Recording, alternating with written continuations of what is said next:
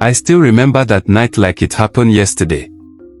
The sound of the crying mother, the smell of blood in the air, and the cold fear that fell on our village, Umuaka.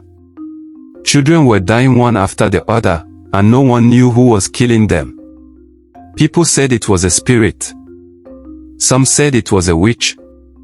But I knew the face I saw that night was not a spirit. It was a man. A man from our own village.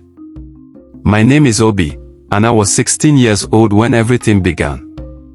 Umuaka was a small, peaceful village in Igbo land. Everyone knew everyone. We lived by farming, fishing, and trading in the market on each day.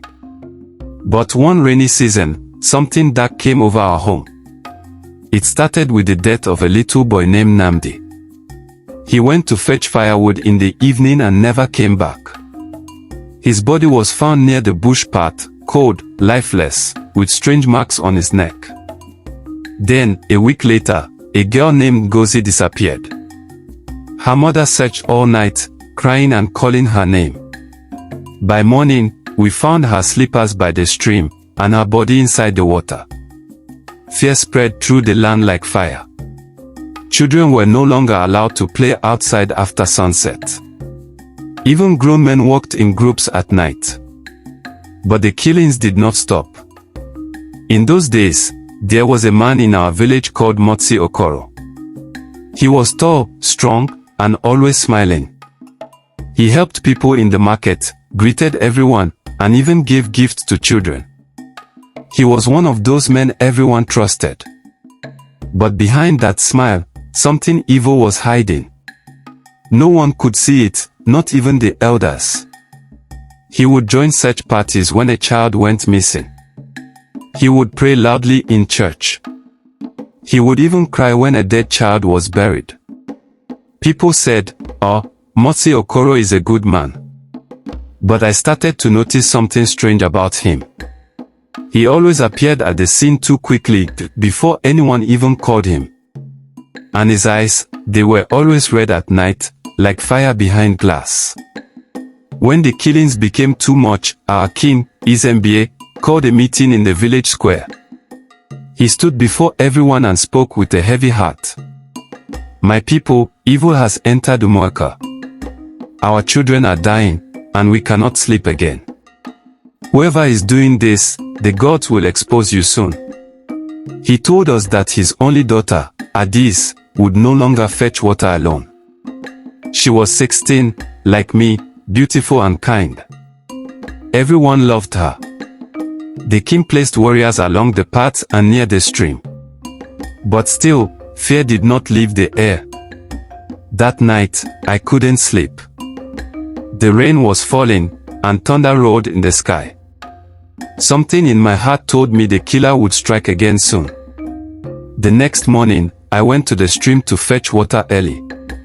As I reached there, I saw Adis filling her pot. She smiled and waved at me. I waved back. Then, I saw a shadow move behind the trees.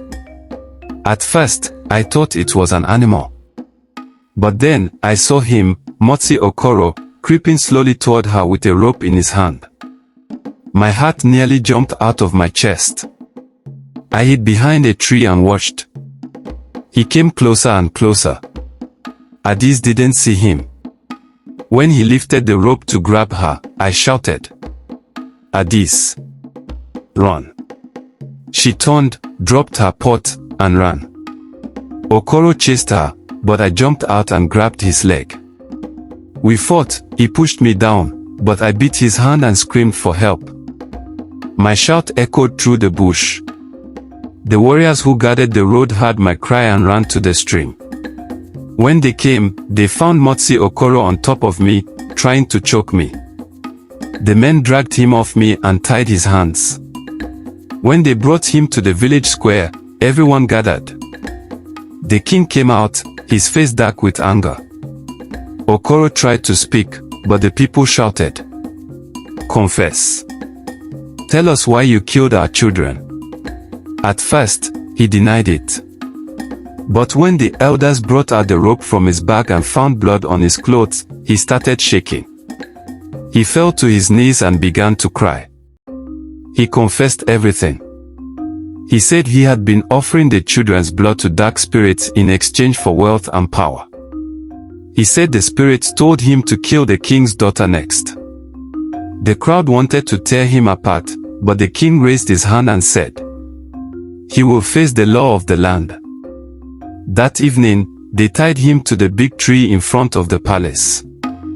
The drummers beat slowly, and everyone watched as he was hanged for his wickedness. After that day, everything changed. The killing stopped. No more children went missing. The night became peaceful again. People started to laugh and dance at festivals. The king called me to his palace and thanked me for saving his daughter. He said, "Obi, you are young, but brave. You have saved this land." I didn't feel like a hero. I just felt sad that a man we all trusted could do something so evil. From that day, I learned that not every smiling face is good. And not every evil comes from spirits, sometimes, it lives inside people. Many years have passed now, but I still remember the faces of the children who died. Their laughter echoes in my mind. When I walk past the old tree where Motsi Okoro was hanged, I stop and whisper a prayer. A prayer that no other village will ever suffer what we suffered. Because evil is real. And sometimes, it hides in plain sight, smiling, greeting, pretending to be your friend. That was how we lost our peace in Umuaka. Until the truth finally came out.